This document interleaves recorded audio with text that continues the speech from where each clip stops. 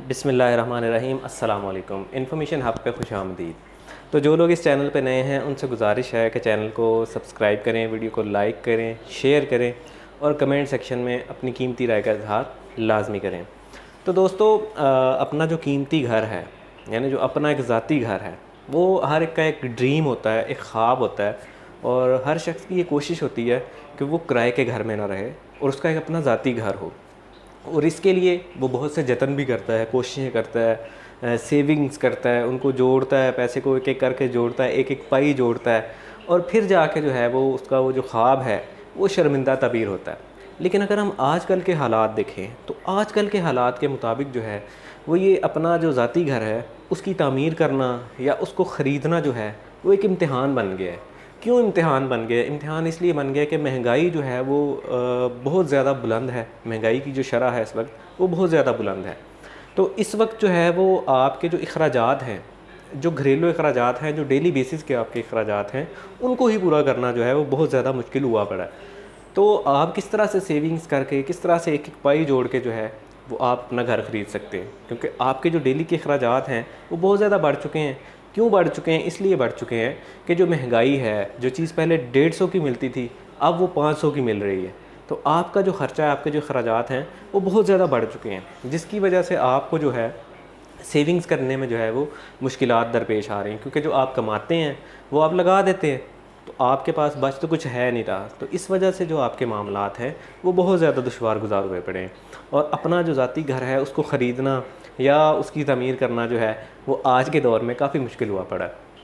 और इसी मुश्किल को जो है वो मद्देनज़र रखते हुए जो पीटीआई की गवर्नमेंट थी उसने एक प्रोजेक्ट शुरू किया था, मेरा पाकिस्तान मेरा घर। तो ये स्कीम बिलाशुबा, इसमें कोई शक नहीं है, ये स्कीम जो है वो नादार लोगों के लिए, जो मिडिल क्लास लोग हैं उनके लिए एक जो है वो नेमत खुदाबंदी से कम नहीं थी। तो इस जो स्कीम है इससे बहुत सारे लोग मुस्तफ़ीद हुए हैं और उन्होंने इस स्कीम से इस्तिफ़ादा करते हुए अपने जो ज़ाती घर है उसको, उसका जो हसूल है उसको उन्होंने मुमकिन बनाया, आसान बनाया।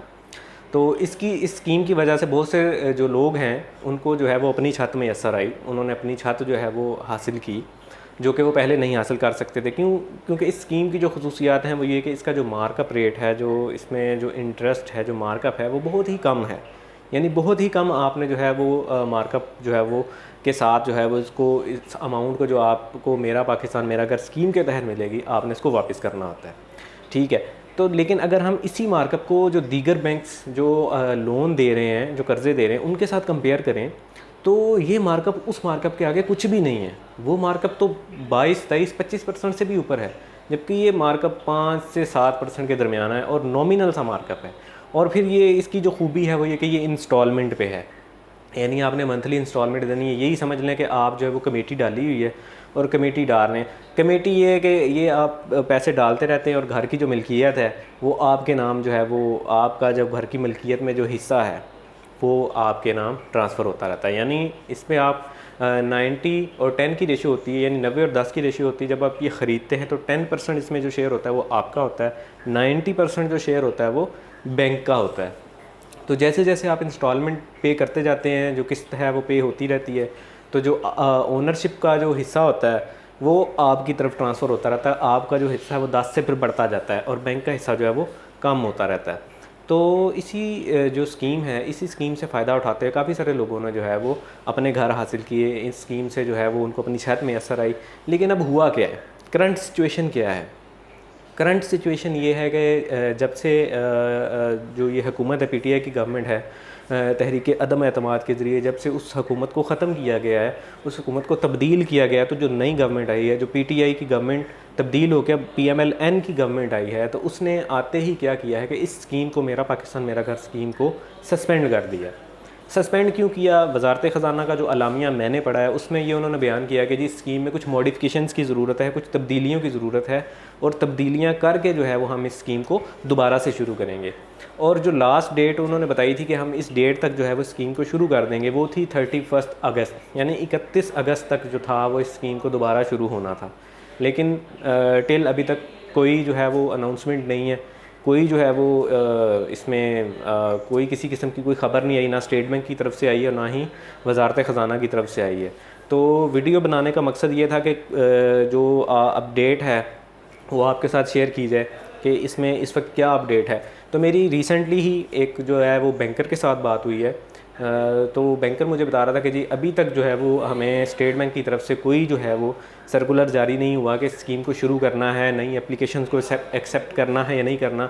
हाँ, इसमें जो हमें अभी तक आगाही मिल रही है, जो आइडिया हो रहा है वो ये हो रहा है कि जो लोग इस स्कीम के तहत इस स्कीम में जो है वो अप्लाई कर चुके हैं इस स्कीम के बंद होने से पहले, यानी जब PMLN की गवर्नमेंट ने स्कीम को सस्पेंड किया था, उस सस्पेंशन से पहले पहले जिन लोगों ने अप्लाई कर दिया था और जिनकी अप्रूवल हो गई थी लोन की, तो उनको लोन मिल जाएगा।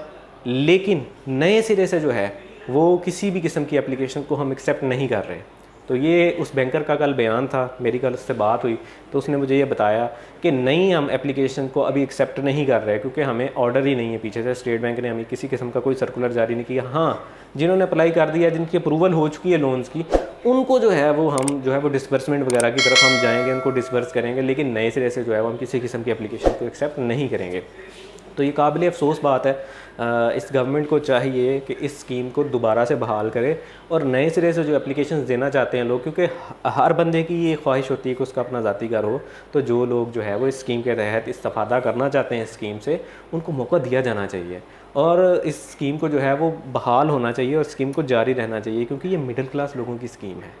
और PMLN की गवर्नमेंट ये दावा करती है कि वो गरीबों के लिए काम करती है, मिडिल क्लास लोगों के लिए काम करती है। तो इस स्कीम को बहाल करके उनको अपने इस दावे की तस्दीक भी करनी चाहिए, क्योंकि ये स्कीम जो है ये एक बुनियादी ज़रूरत है मिडिल क्लास लोगों के लिए। किसी के लिए भी ये ज़रूरत है, क्योंकि हर जो है शख्स की ख्वाहिश होती है कि उसका अपना ज़ाती घर हो। तो इंशाअल्लाह ताला मज़ीद इस सिलसिले में जो भी अपडेट आएगी वो आपके साथ इसी फोरम पे इन्फॉर्मेशन हब पे शेयर की जाएगी। आज की वीडियो बनाने का मकसद था कि आपको जो है, जो लोग अप्लाई कर चुके हैं स्कीम के तहत, उनको ये तसल्ली हो जाए कि उनको जो है वो लोन की डिसबर्समेंट हो जाएगी। लेकिन जो नए सिरे से एप्लीकेशन है वो एक्सेप्ट नहीं की जा रही, वो तभी एक्सेप्ट की जाएंगी जब गवर्नमेंट जो है वो ग्रीन सिग्नल देगी इसको। तो उम्मीद करता हूँ कि आपको जो ये वीडियो है ये जो मैंने बनाई है आपको इन्फॉर्मेशन देने के लिए, ये आपको पसंद आई होगी। इंशाअल्लाह ताला मज़ीद जैसे ही कोई अपडेट आएगी इस सिलसिले में, जैसे ही वज़ारत ख़ज़ाना का कोई नोटिफिकेशन आएगा, तो इंशाअल्लाह ताला आपको इन्फॉर्मेशन हब पे इसकी पूरी वीडियो बना के एक कंप्लीट डिटेल जो है वो आपके साथ शेयर कर दी जाएगी। तो stay tune, keep watching information hub. इंशाअल्लाह ताला आपसे फिर मुलाकात होगी। अपना बहुत सा ख्याल रखिएगा, तब तक के लिए अल्लाह हाफ़िज़।